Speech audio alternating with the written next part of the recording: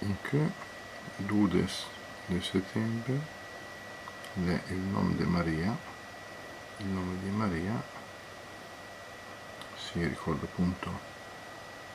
il nome proprio della Madonna, dato 5 giorni dopo la sua nascita, Santa Maria Nascente in Paderno. Ecco come le altre chiese, compreso il Duomo, ha ricordato la sua patrona l'8 di settembre, Maria Nascente o anche Maria Bambina, e a Paderna, che sta la festa patronale,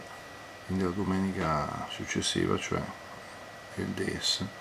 domenica passata, con le 4 contrade del sole, del verde,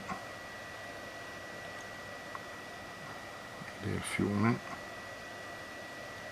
e delle stelle. Poi hanno fatto i giochi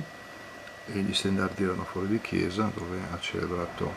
ecco qua c'è il palio, che è stato poi assegnato alla contrada vincitrice, e la messa celebrata dal cardinale Francesco Cocco Palmerio con gli altri sacerdoti della parrocchia, il coro fedeli,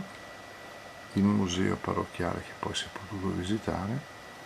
i giochi finali in oratorio con la consegna del palio,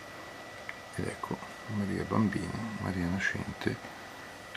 la patrona a cui è dedicata questa festa,